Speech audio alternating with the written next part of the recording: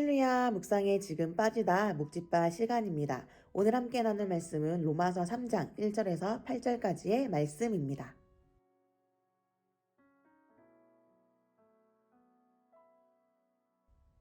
유대인들은 특별한 사람들이었습니다. 그들은 세상에서 유일하게 하나님을 알고 하나님의 말씀, 즉 율법을 맡은 자들이었습니다. 하지만 그들은 율법의 말씀을 왜곡하여 온전히 따르는데 실패하였습니다. 1절에서 2절을 통해서 바울은 유대인의 정체성과 율법을 받은 특권에 대해 분명하게 긍정합니다. 유대인이 된다는 것은 무엇을 의미하는가에 대한 1절의 말씀에 2절에 이렇게 답을 합니다. 바울은 유대인들이 가진 특권이 모든 부분에서 많다고 선언하며 그 중에 가장 중요한 것은 하나님의 말씀을 맡은 특권이라고 말합니다.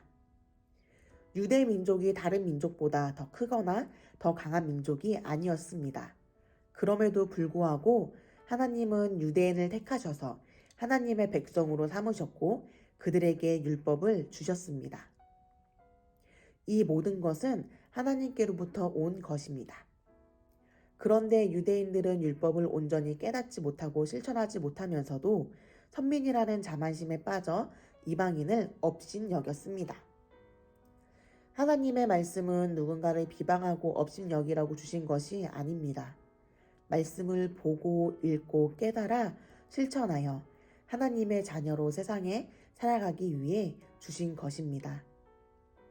빠르게 변화하고 발전해가는 세상에서 하나님의 말씀은 태초부터 지금까지 변함없으시며 그 변함없으신 말씀, 즉 성경을 우리에게 주셔서 우리를 바른 길로 인도해 주십니다.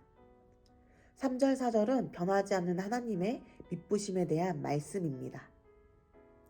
3절은 만일 하나님의 백성이 신실하지 못하다면 그것이 반드시 그분 역시 신실하지 못함을 의미하게 되는 것 아닌가 라는 질문으로 4절에서 그렇지 않다라고 말씀합니다. 시편 51편 4절 내가 주께만 범죄하여 주의 목전에 악을 행하였사오니 주께서 말씀하실 때에 의로우시다 하시고 주께서 심판하실 때에 순전하시다 하리이다. 다윗이 밧세바와 동침한 것을 안 선지자 나단이 다윗에게 찾아왔을 때 다윗이 한 말입니다. 가장 위대한 왕인 다윗도 기꺼이 죄인으로 심판받았으며 하나님께서는 판단을 내리실 때 자신이 의롭다는 사실을 밝히셨습니다. 하나님이 율법을 주셨지만 모든 유대인이 율법대로 살지는 않았습니다. 그렇다고 해서 하나님의 미쁘심이 변하거나 하나님이 거짓되시지 않습니다. 4절에 사람은 거짓되되 오직 하나님은 참되시다 할지어다라고 말씀합니다. 지금도 여전히 예수 그리스도의 복음을 받아들이지 않고 하나님을 거부한 사람들이 있습니다.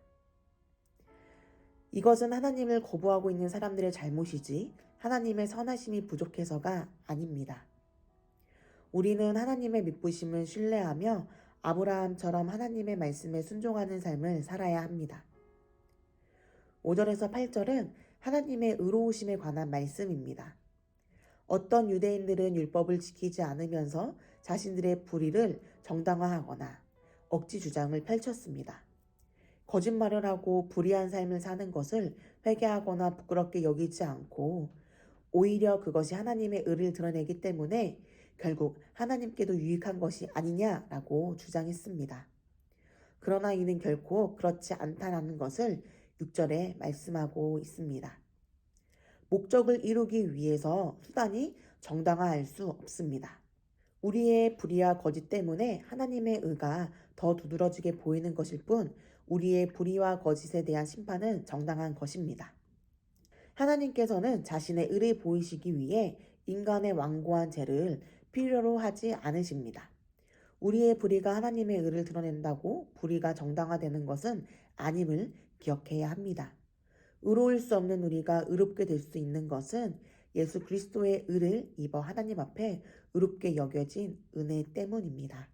하나님의 의와 영광은 하나님의 것으로 하나님께서는 언제든지 다른 방식으로 의와 영광을 드러내실 수 있는 분이심을 우리는 알아야 합니다.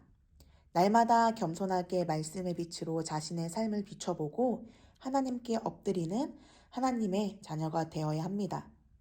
또한 하나님의 큰 은혜로 구원받은 자로 그 큰 은혜에 합당한 삶을 살아야 합니다. 신앙을 자신의 기준으로 판단하지 말고 말씀 그대로 읽고 읽은 말씀 그대로 살아가시길 주님의 이름으로 축복합니다. 샬롬.